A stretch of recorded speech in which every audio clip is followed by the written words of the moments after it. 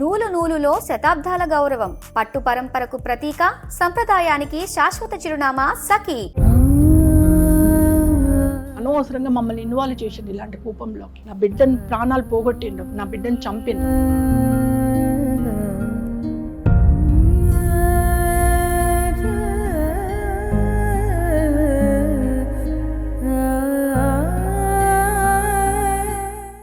నటి ప్రత్యూష హత్య కేసులో తుది తీర్పుని ఈరోజు సుప్రీంకోర్టు వెలువరించింది. దానికి సంబంధించి ఆమె తల్లి సరోజిని గారి స్పందన ఏంటో ఒకసారి చూద్దాం. అమ్మ నమస్తే. నమస్తే. మీరు 24 ఏళ్ల పాటు సుదీర్ఘమైనటువంటి పోరాటం చేశారు ప్రత్యూష గారి కోసం. దానికి న్యాయం జరిగిందని ఈ రోజు అనుకుంటున్నారా? అంటే ఈరోజు 2 months కిందట జడ్జిమెంట్ రిజర్వ్ అయింది. ఈరోజు అనౌన్స్మెంట్ చేశారు జడ్జెస్ ఇద్దరు. వాళ్ళిద్దరికి కృతజ్ఞతలు తెలియజేస్తున్నాను. సుప్రీంకోర్టుకు కూడా కృతజ్ఞతలు తెలియజేస్తున్నాను. సుప్రీంకోర్టు ఏమి ఇచ్చింది అనే దానికంటే సుప్రీంకోర్టు ఇచ్చిన అత్యున్నత న్యాయస్థానం కాబట్టి సుప్రీంకోర్టు ఇచ్చిన జడ్జిమెంట్ను రెస్పెక్ట్ చేస్తున్నాను, గౌరవిస్తున్నాను, ఆహ్వానిస్తున్నాను. బట్ నా వ్యక్తిగత అభిప్రాయము, నేను వ్యక్తిగతంగా చెప్పేది ఏంటంటే నాకు తృప్తి లేదు. అంటే ఐఎమ్ నాట్ సాటిస్ఫైడ్. నా బిడ్డకు కూడా ఆత్మశాంతి కలగదు. ఎందుకు కలగదు అని అంటే, నేను హైకోర్టుకి వెళ్ళిందే 5 సంవత్సరాలు సరిపోదు, సెషన్ కోర్టులో ఇచ్చిన నాంపల్లి సెషన్ కోర్టులో ఇచ్చిన 5 సంవత్సరాలు సరిపోదని చెప్పి హైకోర్టుకి వెళ్ళినా. హైకోర్టులో ఏం చేశారు, 5 సంవత్సరాలని సగానికి చేశారు, 50% ఇచ్చారు. సో ఆ 50% ఇది మరీ అన్యాయము, దారుణము. నేను లైఫ్ పడాలి, నా బిడ్డకి ఇచ్చిన 5 సంవత్సరాలు సరిపోదు అని చెప్పేసి నేను హైకోర్టుకి వెళ్తే హైకోర్టులో మరీ తగ్గించారు. ఇది ఇంకా దారుణం అని చెప్పేసి 2011లో నేను సుప్రీంకోర్టుకి వెళ్ళాను. ఓకే. 14 సంవత్సరాల నుంచి పోరాటం చేస్తున్నాను. బట్ 14 సంవత్సరాల పోరాటంలో నాకు ఈరోజు జరిగింది ఏంది, సేమ్ జడ్జిమెంట్ హైకోర్టు ఇచ్చిన జడ్జిమెంట్ని కన్ఫర్మ్ చేశారు. ఓకే, వాళ్ళకున్న ఎవిడెన్స్ ఆధారంగా జడ్జెస్ ఇరుపక్షాల ఆర్గ్యుమెంట్స్ ఆధారంగా జడ్జిమెంట్ ఇచ్చారు. నేను ఆహ్వానిస్తున్నాను. బట్ నాకు మాత్రం తృప్తి లేదండి. జీవిత ఖైదు పడి ఉంటే ఇక్కడ ఒక ప్రాణం పోయిందండి. ఒక అమ్మాయి, మంచి భవిష్యత్తు ఉన్న ఒక అమ్మాయి చనిపోయింది ఇక్కడ. ఆ కుటుంబం ఈ రోజు వరకు కూడా కోలుకోవట్లేదు. ఈ రోజు వరకు కూడా మేము ఎదగలేకపోతున్నాము. అంటే మాకు న్యాయం జరగలేదనే కదా, ఆత్మశాంతి లేదనే కదా. అందుకనే ఐఎమ్ నాట్ సాటిస్ఫైడ్. నేను తృప్తి లేదు, వచ్చిన జడ్జిమెంట్ మీద తృప్తి లేదు. By I respect. Investigative agencies అన్నీ కూడా అప్పట్లో చేసిన దానికి పోస్ట్ మార్టం రిపోర్ట్కి చాలా తేడా ఉందని మీరు ప్రతిసారి అంటూనే ఉన్నారు. ఎందుకని అలా? మేడం, నేను చేసింది మీరు తప్పు అంటారు, మీరు చేసింది నేను తప్పు అంటాను. ఎందుకంటాం అంతే, అది అంతే. దానికి మనం ఏమంటారు, డెఫినేషన్ ఇవ్వలేం. మీరే అర్థం చేసుకోవాలి. More people involved in this case. ఆ మోర్ పీపుల్ ఎవరైతే ఇన్వాల్వ్ అయ్యిందో వాళ్ళ దగ్గరున్న పలుకుబడి, వాళ్ళ దగ్గరున్న డబ్బు, వాళ్ళ దగ్గరున్న అధికారము, వాళ్ళ దగ్గరున్న పరిచయాలు నాకు లేవు. ఐఎమ్ ఏ కామన్ ఉమెన్, ఒక మిడిల్ క్లాస్ ఫ్యామిలీ. మాది ఒక క్యూట్ ఫ్యామిలీ. మా భవిష్యత్తు, మా కుటుంబము, మేము ఎదగాలి అనుకునే ఫ్యామిలీ మాది. అలాంటిది ఇలాంటి కూపంలోకి వచ్చి పడ్డా నేను. అనవసరంగా మమ్మల్ని ఇన్వాల్వ్ చేసిండు ఇలాంటి కూపంలోకి. నా బిడ్డను ప్రాణాలు పోగొట్టిండ్రు, నా బిడ్డను చంపిండ్రు. లేకపోతే మా ఫ్యామిలీ సపరేట్, మా బతుకులేదో మేము బతుకుతామో, మా డెవలప్మెంట్ ఏదో మేము చూసుకుందాము. కానీ మమ్మల్ని ఇంట్లోకి లాగిండ్రు. ఒక తల్లి బిడ్డలను ఇంట్లోకి లాగి తల్లి బిడ్డ నా కోసబోసుకున్నారు, దాన్ని చంపేసిండ్రు. ఇంకేం చెప్తాం మేడం? ఇలా అధికారం ఇన్ఫ్లూ అయింది, డబ్బులు ఇన్ఫ్లూ అయినాయి. సిబిఐ అన్నారు, సిబిఐని ఇన్వెస్టిగేషన్కి ఇచ్చారు. సిబిఐ రాకముందుకి అన్ని సాక్ష్యాలను తీసేశారు.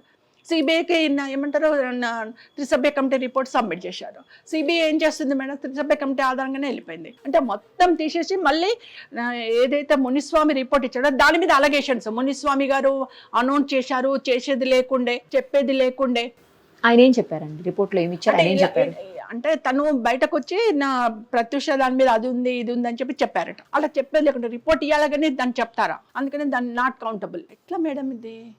ఫోటోలు ఉంటాయి కదా, పోస్ట్ మార్టం చేసినప్పుడు ఫోటోలు ఉంటాయి కదా, వీడియో ఉంటాయి కదా, వాటి ఆధారంగా చూడండి. అవేవి లేవు, ఫోటోలు లేవు, వీడియోలు లేవు, అన్ని మాయం. మా మెడికల్ లీగల్ కింద ప్రత్యూష అడ్రస్ లేదు. ఎప్పుడైతే ఇన్సిడెంట్ జరిగిందో ప్రత్యూష ఒంటి మీద ఏదైతే డ్రెస్ ఉంటుందో దాన్ని తగలబెట్టేసిండ్రు. ఏమనంటే మోషన్ చేసింది అంటారు. తల్లిగా నాకు ఇస్తే మోషన్ కడుక్కుంటా, నేను బాత్రూంలో పోయి కడుక్కుంటా, లేకపోతే చేతితో తీసేస్తా. తల్లిని నేను, నాకెందుకు ఇలే, నాకు ఇవ్వాలి కదా. మీకు అసహ్యం అండి, మీ నా బిడ్డ మీకు అసహ్యం, కానీ నాకు అసహ్యం కాదు కదా. ఎవరి పిల్లల తల్లులకు అసహ్యం కాదండి. ఎలాంటి పొజిషన్లో ఉన్నా తల్లి గుండె కత్తుకుంటుంది బిడ్డని. నాకెందుకు ఇలే? మేము పోయి అడిగితే నా మెడికల్ లీగల్ కింద మోషన్ చేసింది, దాన్ని డస్ట్బిన్లో వేసిన, డస్ట్బిన్లో నుంచి తీసుకెళ్ళి సర్వెంట్స్ తగలబెట్టారు. రెక్లెస్ ఆన్సర్స్ అండి. బాధ నా ఇంట్లో ఉంది, బాధ వాళ్ళ ఇంట్లో లేదు. అందుకని రెక్లెస్ ఆన్సర్ వస్తుంది. ఎట్లాగైనా బాధ నా ఇంట్లో ఉంది కాబట్టి నాకు బాధ్యత, నాకు బాధ. వాళ్ళకేం బాధ అండి? వాళ్ళ ఇళ్లలో ఆడపిల్లలు ఉన్నారు, వాళ్ళ ఇళ్లలో భార్యలు ఉన్నారు, వాళ్ళ ఇళ్లలో తల్లు ఉన్నారు.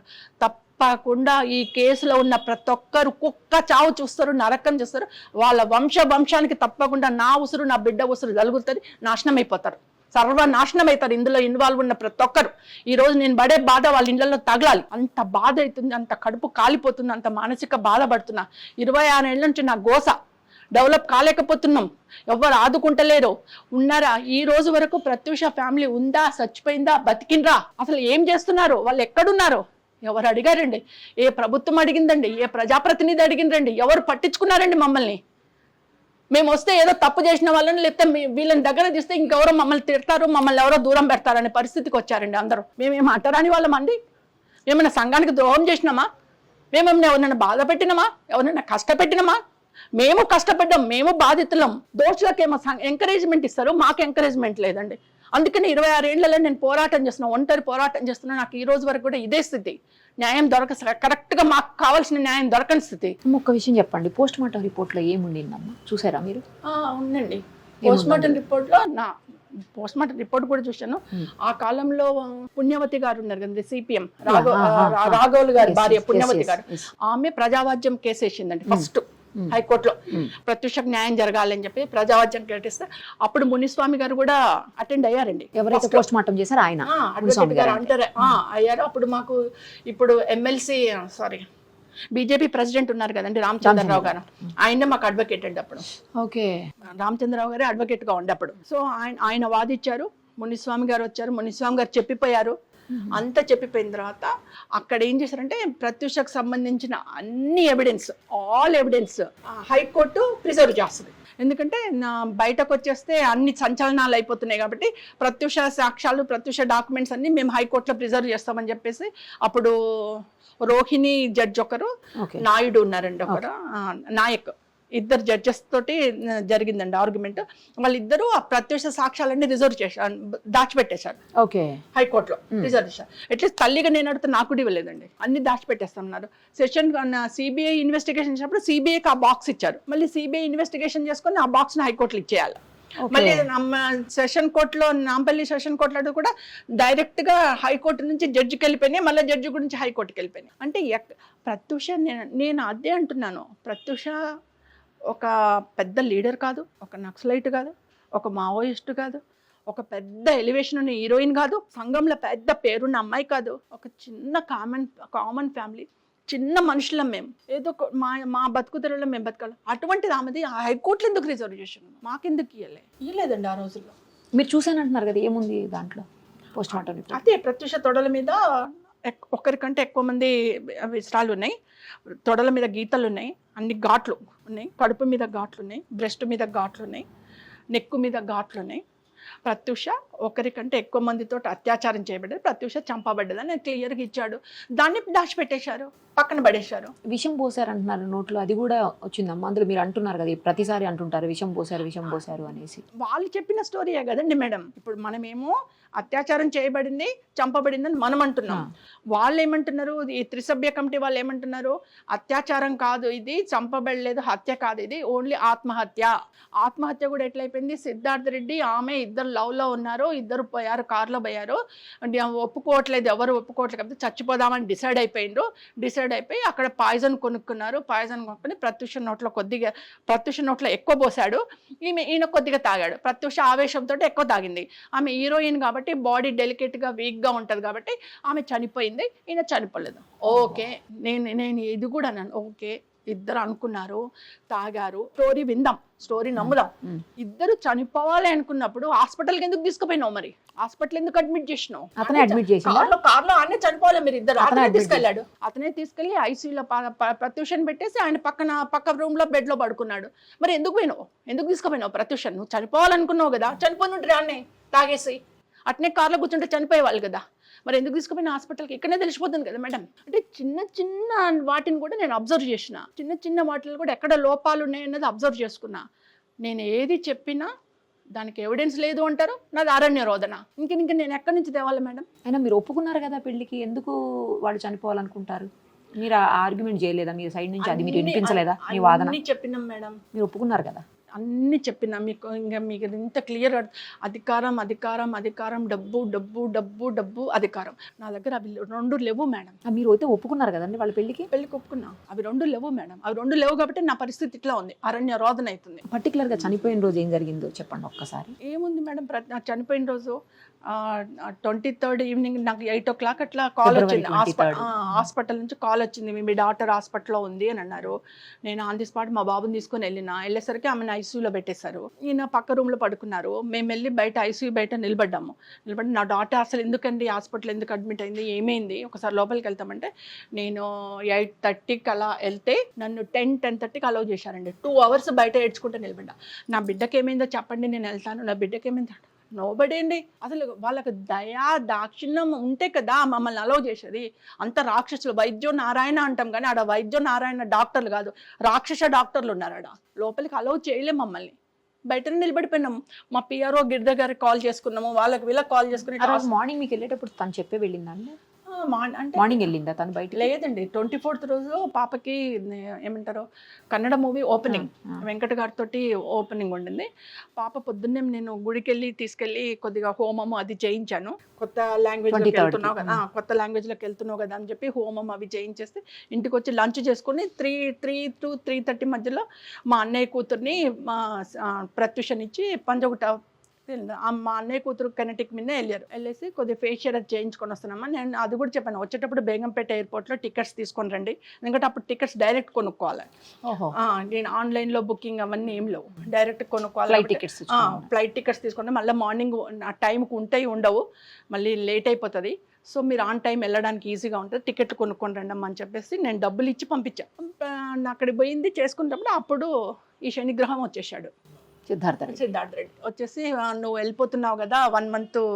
అప్పుడు ఆమెకి ఎలా కన్ఫర్మ్ చేసినంటే బెంగళూరులో ఓపెనింగ్ అయిపోగానే డైరెక్ట్ చెన్నైకి వెళ్ళిపోవాలి. చెన్నైలో 2 సినిమాలు ఉన్నాయి, 15 days ఇచ్చేసాం. సో 1 month చెన్నైలోనే ఉంటుంది తను. అందుకనే అతను వచ్చేసి నువ్వు 1 month చెన్నైలో ఉంటావు కదా, మళ్ళీ కలవ హైదరాబాద్కి వచ్చేసి ఒక 5 నిమిషాలు అలా వెళ్ళేసి వద్దామా అన్నారంట. అంటే అప్పటికి మా సిరి చెప్పింది, వద్దు అత్తమ్మ ఏం చెప్పింది, ఎయిర్పోర్ట్కి వెళ్ళి టికెట్ తీసుకోలేమన్నది, మళ్ళీ ఎర్లీ మార్నింగ్ ఫ్లైట్ ఉంటే మనకు కష్టమైపోద్ది, పోదాం పింకీ అంటాం మా ఇంట్లో నిక్నేమ్ పింకీ, పోదాం పింకీ వెళ్దామంటే లేదు అక్క నువ్వు 5 minutes కూర్చో నేను అలా వెళ్ళేసి వస్తాను. మా సిరి చూడడం అదే లాస్ట్. నేను లిఫ్ట్ దగ్గరికి వెళ్ళి తొందరగా రండి అమ్మ అని సెండ్ ఆఫ్ చేయడం, నేను అదే లాస్ట్ మా పాపని చూడడం. తను వెళ్ళిపోయింది, తమ్మ వెళ్ళిపోయింది.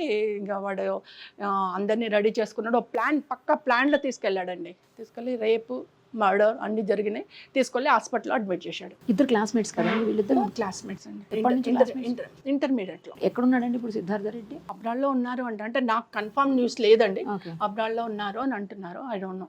కానీ 4 weeks లొంగిపోవాలని ఇచ్చినట్టున్నారు. ఇచ్చారు. నెక్స్ట్ ఏం చేయబోతున్నారండి ఫైనల్గా చెప్పండి. ఇంకా నెక్స్ట్ అంటే మేడం మా అడ్వకేట్తో మాట్లాడాలి, ముందు జడ్జిమెంట్ కాపీ రావాలి. జడ్జిమెంట్ కాపీ వచ్చిన తర్వాత దాన్ని చూసుకొని మా అడ్వకేట్తో మాట్లాడి ఏం చేయాలన్నది త్రూ లీగల్గా కొనసాగిస్తారా మీ పోరాటం అండి? మీ పోరాటం ఇంకా కొనసాగుతుందా? నా కూతురు అంటే ఇక సుప్రీంకోర్టు వరకు ఎవరికి బాధ్యత లేకపోయినా నా కొన ఊపిరి ఉన్నంత వరకు ఐ వాంట్ లివ్. అంటే ఇప్పుడు సుప్రీంకోర్టు అత్యున్నత న్యాయస్థానం కదండి, అక్కడి నుంచి వచ్చినటువంటి తీర్పు కదా. అంటే దీని తర్వాత చాలా ఉంటాయి కదండి, ఇప్పుడు వాళ్ళు కూడా ఏదో ఆలోచిస్తుండొచ్చు కదా. ఇప్పుడు వితిన్ 4 weeks అన్నారు, వాళ్ళు కూడా ఏదో ఆలోచిస్తారు, మేము కూడా ఏదైనా ఆలోచించాలి కదా, చేయాలి ఏదో ఒకటి. ఇంకొకటి నేను చెప్పేది ఏంటంటే ప్రభుత్వాలు కూడా ఇలాంటి బాధిత కుటుంబాలను ఆదుకోవాలి. అందులో ఆమె ఆర్టిస్ట్ దాని అంటే నేననేది ఏంటంటే ఎంతోమంది కళాకారులను పిలుస్తున్నారు సీఎం రేవంత్ రెడ్డి గారు, అంటే ఫీల్డ్కి చాలా హెల్పింగ్గా ఉంటున్నారు, ఆదుకుంటున్నారు, కళాకారులను గౌరవిస్తున్నారు, అవార్డులు ఇస్తున్నారు, పిలుచుకుంటున్నారు. చాలా సంతోషం. సినిమా రంగ కుటుంబంగా మేము కూడా చాలా హ్యాపీ అవుతున్నాం. బట్ అందులో ప్రత్యూష కూడా గుర్తుంచుకోవాలా, ప్రత్యూషను కూడా గుర్తించాలా. బతికుండుంటే ఒక మంచి హీరోయిన్ అయ్యేది, తెలంగాణ నుంచి ఎంతో పేరు తెచ్చేది, ఎన్నో అవార్డులు తెచ్చేది. అలాంటి అమ్మాయి దురదృష్టవశాత్తు వెళ్ళిపోయింది. మరి రేవంత్ రెడ్డి గారు కుటుంబాన్ని ఆదుకోవాలా, ప్రత్యూషను గుర్తించాలా. కలిసారా ఎప్పుడన్నా సీఎం గారిని? కలవలేదండి, బట్ నేను అందరి మొబైల్కైతే మెసేజెస్ పెట్టాను, ఒక 30 times వరకు పెట్టాను messages. Nobody coming forward, but I request మళ్ళీ కలవడానికి ప్రయత్నం చేస్తున్నాను. అండ్ మా FDC చైర్మన్ దిల్ రాజు గారికి కూడా ఒకసారి వచ్చి FDCలో ఇవ్వమన్నారు, ఇచ్చాను పోయి. చూద్దాం ఏమవుతుందో, ఏం అలర్ట్ అవుతారో. బట్ అందరూ కలిసి ఆదుకోవాలని చెప్పేసి మాత్రం కోరుతున్నాను. రైట్ అండి. ఒంటరి పోరాటం చేశారు 24 ఏళ్ల పాటు, మళ్ళీ కొనసాగిస్తానంటున్నారు. మీ ధైర్యానికి హ్యాట్స్ ఆఫ్ చెప్తూ మీకు మరింత మనోధైర్యాన్ని దేవుడు ప్రసాదించాలని కోరుకుంటూ thank you so much. Thank you.